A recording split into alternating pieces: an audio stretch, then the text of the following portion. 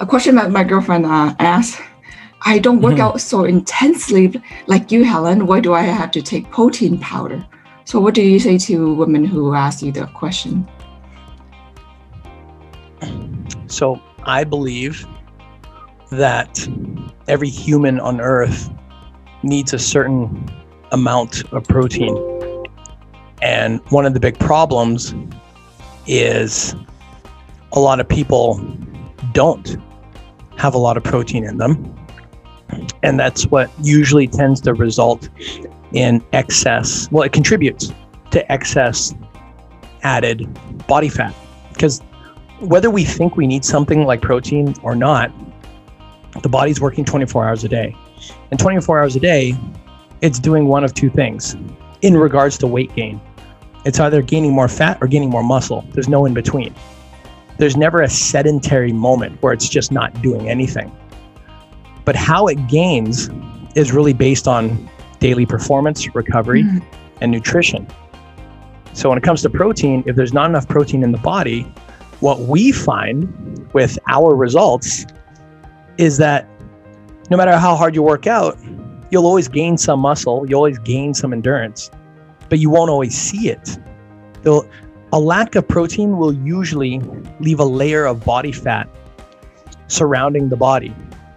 So visually, you don't get a chance to really appreciate what you've created because it's covered in some fat. Okay. What about age? Like, what about it? Well, most time women, I mean, do you see kids, not kids, early 20s taking protein powder? So when it comes to protein specifically, like I can't talk about this about everything, okay? Right. But what I find is that protein's the center block for all muscle gained. Without protein, a lot of the other stuff that somebody might take for training doesn't work as effectively. Now, this is in terms of developing lean muscle and lowering the body fat. If we're talking about endurance training, well, that's different. If we're talking about strength training, it doesn't have to be specific on protein. But if you're talking about losing body fat and showing off that nice lean muscle, like what you've created in your body, there's no question. Like, I can only talk from my experience. The youngest I've ever trained someone was 20 years old. I don't remember training a teen in this area. I'm taking a second to make sure that I'm saying this accurately. So from my experience, from 20 years old and above, when you're 20, you can get away with less protein because your hormones are firing off like crazy. But after 25, things start to dwindle down a little bit. Not for everybody, not for everyone, but for most people, to my experience. Dwindle down, meaning the hormones are not as strong at 30 as they were in 20. The hormones aren't reproducing as strongly at 40 as they were in 30. And the more that the hormones start to lower, the more that we need good nutrition to support what we've got and to support the gains that we want to produce. Nutrition is core. It's not just workout. The problem is that most people don't think that way, and it's not their fault. It's because everybody on social media is trying to get more likes and get more attention. But how do you make it attractive and sexy to sit there and eat a steak and salad when the video next to you is this really hot woman or man who's like shredded and ripped and bending over to do backward row or back rows and bench press? Like, salad, sexy person, salad and steak. It's not quite not much of a competition there, right? But no, if you eat a steak and you eating protein powder, I get the same result. Does it really matter? Well, yeah. It's true, right? Yeah, well, look, 2018, you didn't take protein. Look how much you struggled. You're a perfect example of that.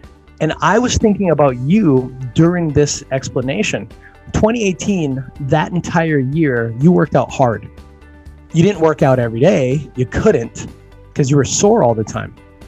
But you work for the days you were there, 3 days a week on average, you were working your ass off. I made sure of that. And look what happened. The whole 2018, you were with me, except for when you were on vacations. But that was a whole year of training. End result, you got stronger. You got better endurance. You were able to perform better in our martial arts class. But visually, you still had that layer of fat that you no longer have. Recovery-wise, you were taking 2 to 3 times as long to recover muscles the way you do now. You'd work out legs on a Monday, you'd be sore till Wednesday or Thursday, right? Now you work out legs, you're good in 2 days. It might be a little sore, but it's not stopping you the way it used to. Before, you'd have to hang onto the rails to get down the stairs. Can I ask you a question? When was the last time you had to do that? Right, you're right. What about going back to the Stone Age people? They were not. Them? They never had a protein powder, but the men's looked ripped. Well, okay, so we're 2 things. One, they probably were really ripped because they were running away from everything or fighting everything. They weren't going to Walmart to go pick up their meat. They'd have to hunt to go get it. So they move a lot. They were a hell of a lot more active than we have ever been, because for them it was survival. B, there was no GMOs and pesticides and herbicides back then. So everything was pure, the highest possible quality that you could get from meat, wild meats. There was nothing, creating virus or disease in that animal unless it was already diseased from rabies or something. But obviously that's not the case, because the cave people is what led us to evolve to here. So if they were getting sick all the time, we would not be here. Okay. So their meat quality, you would have to go to somewhere very rural where there's no people in a small town and like a farm city to get that level of pure meat. So if you got pure high quality meat in front of you, the way it responds to your body is much more effective than the production type meat that we get today. That's full of hormones and steroids. Right. Yes. I'm trying to encourage women who never been on protein powder. First thing I tell them is, you must start on protein powder. But yet they say, wow, you work more than I do. You need it more than I do, right? So that's just a lack of education, and I say that respectfully.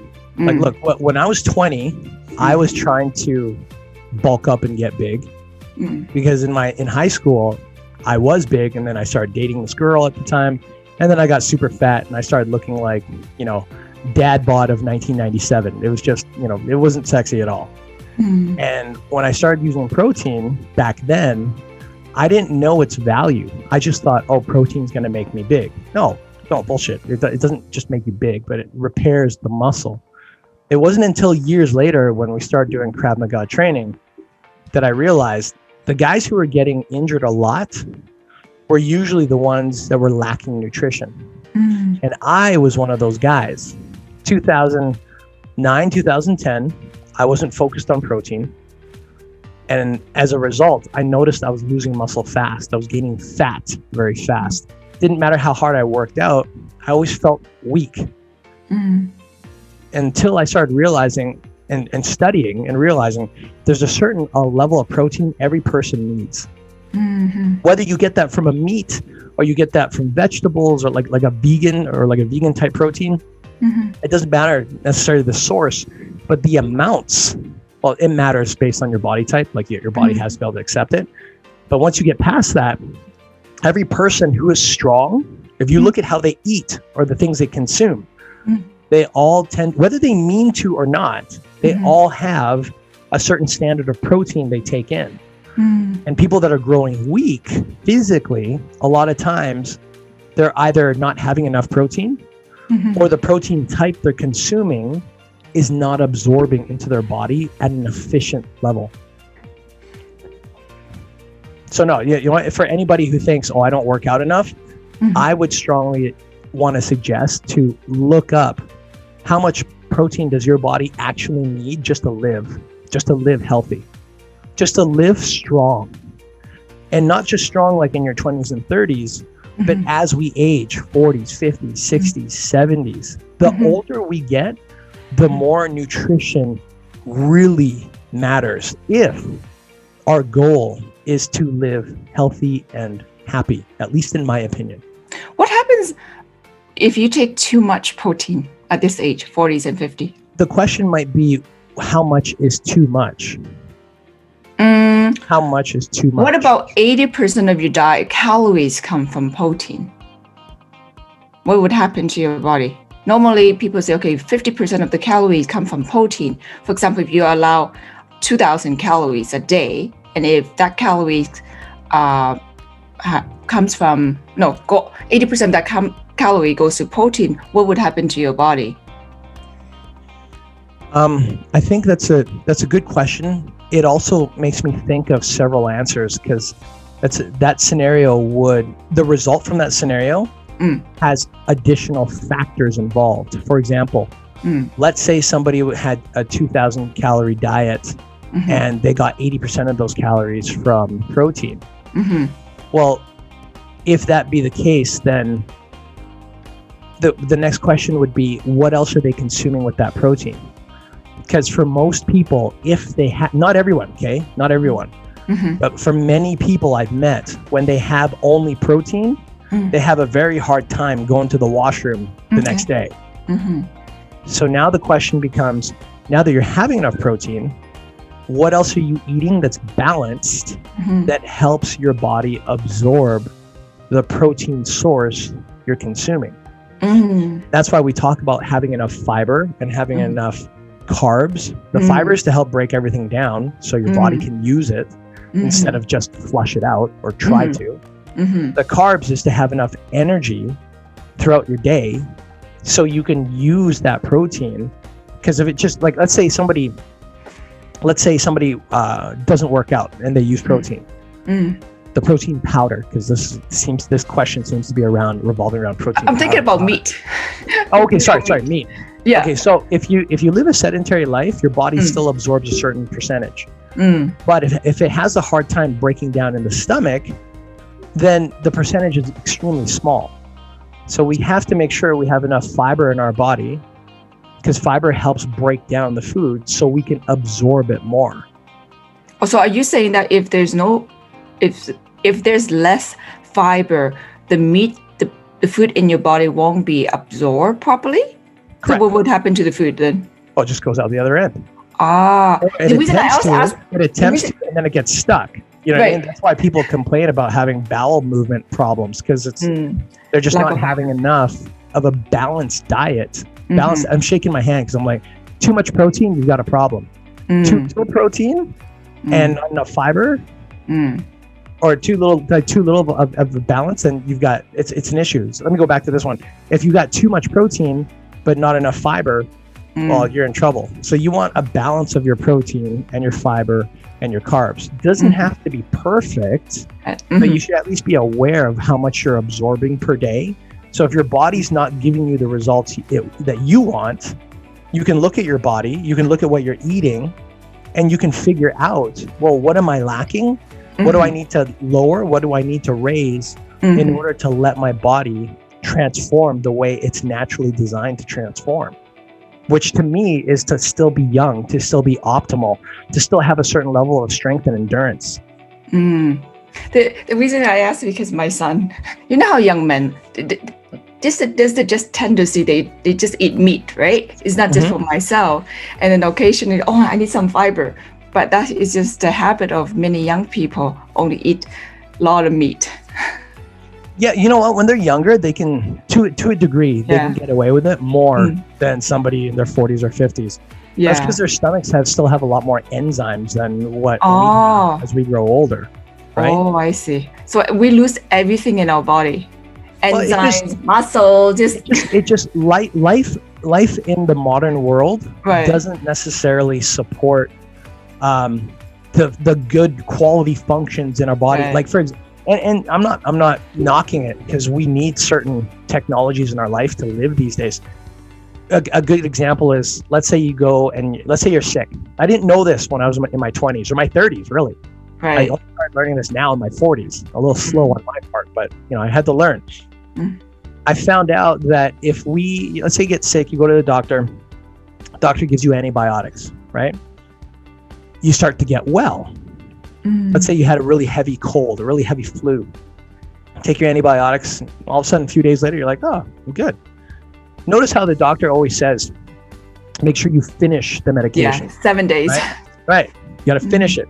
So what they're referring to is making sure you use all the medication so any of the bad bacteria in your body doesn't grow back. The challenge is that it also wipes out, in most cases, if not in all, I'm not a doctor, so I don't know all the scenarios, but all the doctors I've gone to, they've always said, it'll also wipe out the good bacteria. So now if you wipe out good bacteria in your stomach, that doesn't necessarily have an ability to just grow back. And that's why a lot of them will tell us, well, you now have to have probiotics for the rest of your life, the good bacteria. Like, you got to go buy it or consume it from something, right? So when you're 20, in a nutshell, when you're 20, you don't have as many of those issues unless you were a 20-year-old or a teen or a child that was always going to the hospital. So by the time you're 40 or 50, you've probably had several hospital visits in your life because people just get sick. It's very common. They've probably had antibiotics. If you had antibiotics at least once in your life, there's definitely a lot less of the good bacteria in your stomach to help break down and process that food. Oh, that's a very good answer. My next question, I know, will be last one for today, is what happened, you said earlier, when you lose the good bacteria, for example, right after 7 days of antibiotics, can you eat some food to replenish those good bacteria that were destroyed by the antibiotics?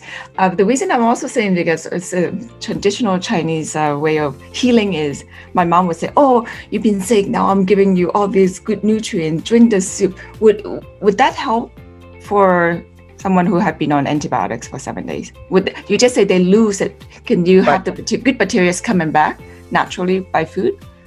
I think it's possible. Remember, I'm not a doctor, so I can't talk for everybody. Yeah. And what you just referred to was an Asian method of reutilizing and adding good bacteria into your body. I'm pretty much a Westerner, right? I grew up here. So if you ask me from my own perspective, what I believe is that, yes, it's possible. However, the level of knowledge and strict nutrition, strict as in you got to make sure you're eating the stuff regularly, or else you're not going to get that optimal result of absorbing your food. Me personally, I'm not disciplined enough to do that. And I'm just being transparent and honest, right? It's one of the reasons why I use supplementation, because now I have no excuse. If I'm taking a pill that's loaded with probiotics in it, the good bacteria, well, then now I know that if I don't eat so well that day, like let's say I forget to have my salad, let's say I forget to have a variety of vegetables in my salad to help me break down my meats. Well, if I forgot that day, I'm not going to be stuck in the washroom the next day because I just took my probiotics in a pill. The Westerners, like here, I can't say Westerners, it's maybe the whole world. I don't know. I haven't traveled that much these days. But I find living here in our city, convenience really matters. So sometimes the question becomes, what am I more attracted to? What's my habit more? Is it convenience or quality? Sometimes you can get both, which is why I use supplementation, because to me, I get convenience and quality in one get-go. But some people don't think that way, which is fine. So now we have to figure out, well, what are they more attracted to? If they're attracted to quality, but they don't believe in supplements, that's fine. But it means they have to be disciplined in what they're eating and drinking. Eating and drinking, in other words, they have to make sure their water is on point. Everyone has a minimal standard of water that they need to take in every single day. And if they're low, their stomach's not going to operate optimally because they're dehydrated. No good, right? Also, if people drink if someone listening to this is drinking alcohol, now they have to counterbalance the alcohol, because once you drink alcohol, the body, up to 72 hours, depending on how much they consumed, shuts down on protein synthesis, meaning when they eat the protein for up to 3 days, their body does not produce muscle. It just passes through. Wow. It means that most of what they're eating just passes through. And during those 3 days, that's usually why you start to notice when they go back to training. Like, let's say somebody partied over the weekend. It was their birthday, it was Christmas, it was whatever the occasion. Let's say they party on Friday and then they go back to training on Monday, or they just go back to life on Monday. They usually, not always, but they usually feel more tired, more easily exhausted, hard to focus. Sometimes their stomachs don't feel right. Well, why is it? Why is it if I went drinking on a Friday, then on Monday, I still feel like crap? Well, it's not just because I was drinking, because internally there's a whole bunch of stuff in the body that's no longer operating at an optimal level anymore. So now the question becomes, well, what are we going to consume to get our bodies back to that place of being well sustained? Well sustained as in everything in the body's working properly. You know, when I eat something, it's breaking down properly. It's absorbing properly. The stuff inside that food that I don't need, it's excreting properly. Like, I'm not getting an upset stomach. I'm not feeling super exhausted at 12 at lunchtime or 2 in the afternoon. Or if I do one short 20-minute workout, I don't feel like a truck just hit me. Like, those are signs. Those are signs that something in the body is not necessarily right. And those are signs that I find we don't always find in a textbook. We don't always find in a class. But we have to pay attention to it in our life, because when we don't pay attention to that, that's usually when people start to, like, for me, I was growing older, but I felt like I was double my age. I'm talking way back when I was 30 years old. You have a lot of disruption, right? When you think about alcohol now I can imagine your body is working smoothly, and all of a sudden the alcohol comes in like a disruption in the middle, and then it's like a detour. I'm thinking about a detour, and then your body needs 3 days to go back to the usual routine. Right. Yes. Right. That's exactly why. Detour. Yeah, like 3 days. That's a long time. Right, and then it gets longer as we get older. So when we're in our 20s, a day. In our 30s, a few days. 40s and 50s, a week. I'm not talking about like a week in order just to feel normal. You feel normal the next day. But when you start pushing your body, when you start trying to make improvements on your body, oh, good luck. Yes. If you're doing leg press at the gym and you're doing 90 pounds easily on a Friday night you go drinking, and then Monday you go back to that leg press, that 90-pound leg press is going to feel like 150. It's like intruder. Drugs is basically invaders, invader to your body. That's what happened. Yes. And I just want to say real quick, okay? So I'm not putting down alcohol, or I'm not putting down like having a social life and enjoying yourself. Like, if that's what someone wants to do, that's perfectly fine. It's their life. Who am I to judge? I don't judge, right? But what I do is I help, especially like for yourself and with all of our clients. I always ask them, what matters more to you? Because if you want to get a better body, but you still want to enjoy your life in the same way, well, now you've got an imbalance. It's like someone who says, I want to make $1 million, but they're watching Netflix all the time. You know, or I want to be really smart, but they never listen to an audio or read a book or take a class. Like, it's it's not going to work, right? Yes. It's my idea right now. A lot of I think many people might not understand the effect of alcohol, how they play a role in the body. Now, when I think about it, it's like an invader into your health, and now you have to figure how to get rid of it because you put it in your body, right? So, what is it? How is alcohol playing in your body makes it different. A lot of people just drink or social, entertaining, but yet they think it's food. They think it's something goes in and go out, but it disrupts every muscle joints when it gets in there, right? So that's why the effect that I feel is like, wow, before I started working so hard in the gym, I couldn't tell the difference. So only when I stop, only when I have alcohol, I could tell the difference. Hugely. And the more fit you get, the more you start to notice, right? Yes. In the past, when you keep doing the same, when I was having the social drinks quite often, and I wasn't working out, so it was a habit, and I couldn't tell the difference until when I stopped. And this is what happened when you don't have those invaders, when you don't have those bad bugs in your body, right? At the end of the day, everyone's just got to make a choice for themselves, right? But what I find is that when it comes to stuff like protein powder, there's just a big stigma behind it. It's kind of like the stigma where women just assume, if I lift weights, I'm going to be very bulky. Wow, no. And if you're taking a lot of steroids, sure.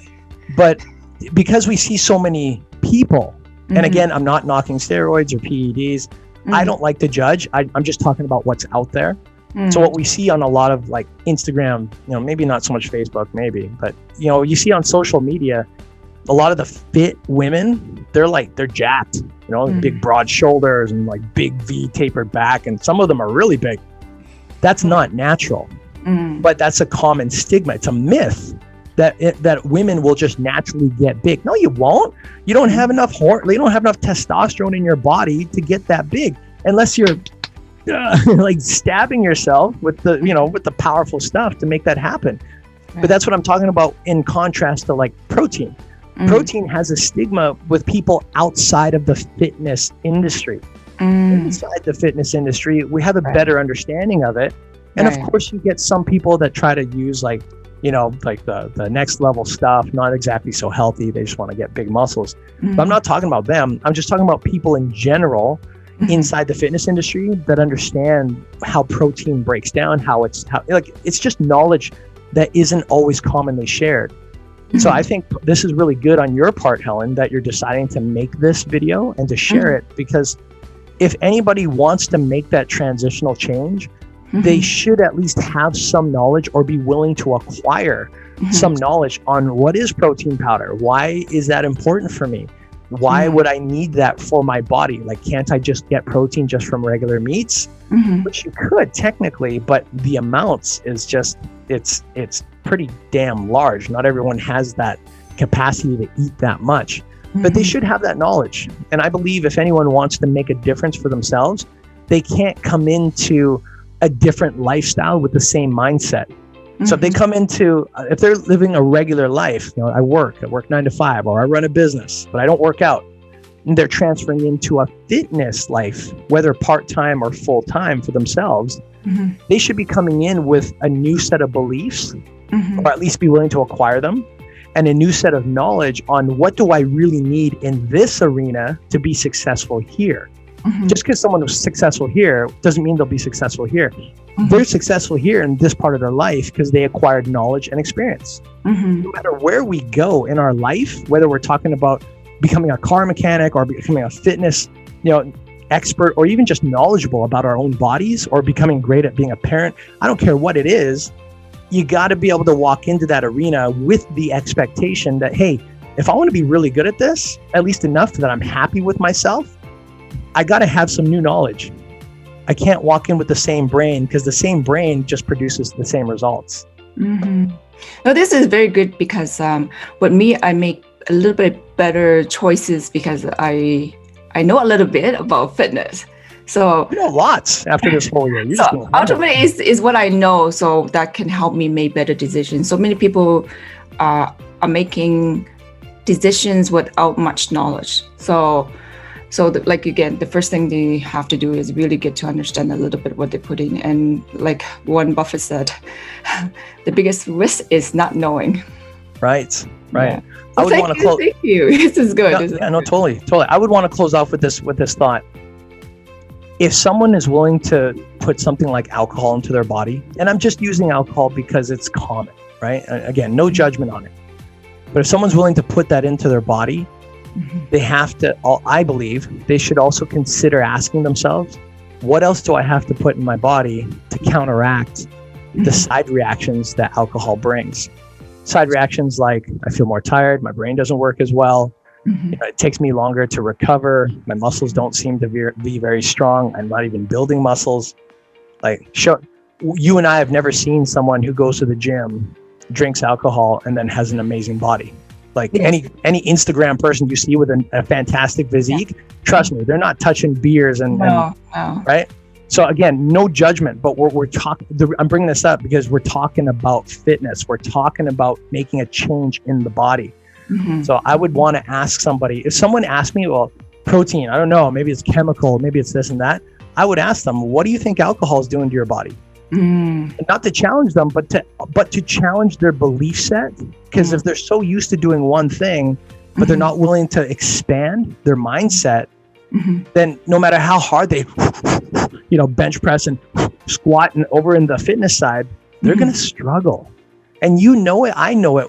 We don't want people to come into this side of life just to struggle. We want them to come in here and learn the struggle, but there's enjoyment in that struggle. Like, look at you. I can't keep you away from the gym, even if my life depended on it. And when you're in there, you're not sitting there sitting pretty going, oh, no. You're working your ass off.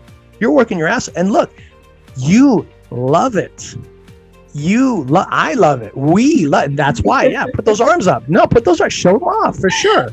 And that's different because if we brought you into this side of life with the old habits, would you look this way? Would you feel this good with all the working out you do? Would you have this mindset today? Would you love the struggle the way you love it now? Struggle as in like you're doing the reps and it hurts, but you love that hurt. Hell, you get mad at me if you walk out of the gym and you don't have enough hurt. Well, because I know the result. I know the result. Right? The end result. If I get hurt, I get more ripped. You get more ripped, more shredded, more toned. Yeah, because you learn to break this down. Yes, you learn to break down the muscle, and because you're at the gym, you've learned to break it down. You've also learned how to recover the muscle. See, there's a belief that people go, oh, I'm getting bigger at the gym. No, you're not. You don't get bigger and stronger and leaner at the gym. You break down your muscles at the gym. When you go home and you sleep and you put in good nutrition, that's when your muscles grow. That's when your muscles get stronger. That's when they get leaner, is when you're recovering, not when you're training. You go back to train to break down the muscles more. But what you put in your body at home is everything that's going to determine how you come back to train again.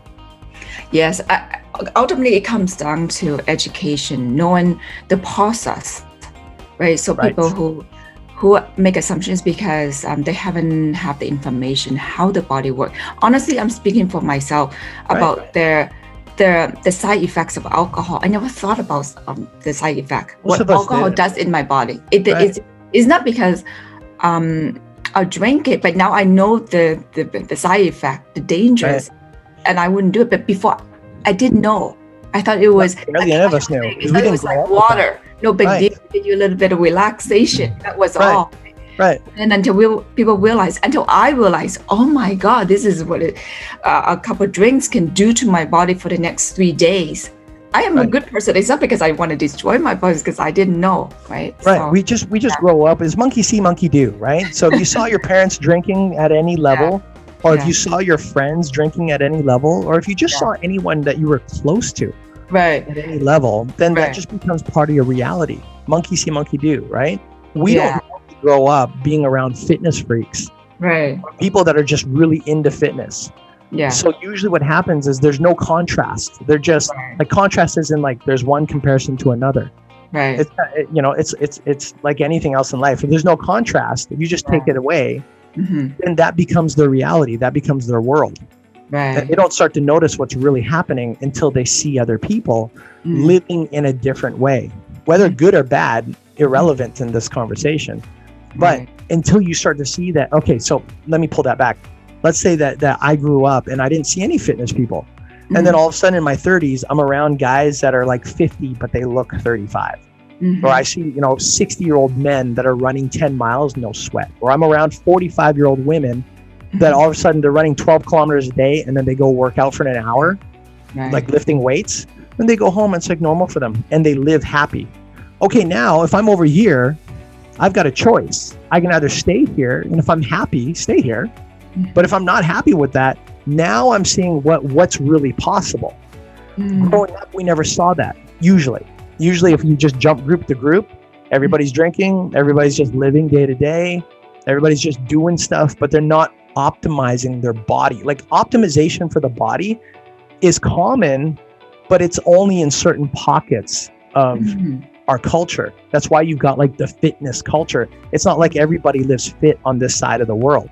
We like to think we do, but we don't know enough to be at that level of fit, at least in the beginning stages, right? I'm just talking about knowledge base, not in terms of anything else. So when we're going back to alcohol and being able to use protein powder and I need it, I don't need it, to conclude all this, I would usually say, take the time. Like if you really want to change in your body, take the time to find out, what does alcohol really do to my body? And again, bringing up alcohol because it's just the most common. What does protein powder really do for my body?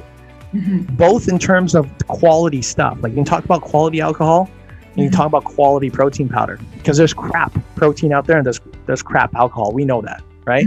And crap, I mean, based on the production of both of those items. If you do enough research, you don't have to dig very deep to notice that one gives you more of a result that you want if you want to get younger, leaner, toner, and the other one doesn't support that ability. This is great. We share a lot today, and let's share more tomorrow. Sounds good, Ms. Fong. Thanks so much for your time. This is good. I'm sure this is very helpful for many of the people who haven't had a chance to try protein powder, and also for people who don't know the effect of alcohol in their body, right? Right. So this is good. Thank you. You're very welcome. I'm glad that we can bring some awareness to everybody, and I'm glad that you were willing to share parts of your story so people understand how it affected you in your life, so they can maybe look at themselves if they're looking to make that shift. Like if they're not if they're not looking to make a shift, they don't need this video. But if they're looking to make a change in their body to improve, then your life example, I believe, is a good testimony as to what happens to your body when you pay more attention to what's going in it and not just the output of it. I'm doing this like as if I was bench pressing at the gym. This is very good. It's like going to a college or university, but sharing with someone who actually have the practical knowledge, right? Different from books, you read them, but then you're actually hearing from the person who's been on it and off and then using the product, right? So, right, 100%. I agree. Thank you so much. Thank you.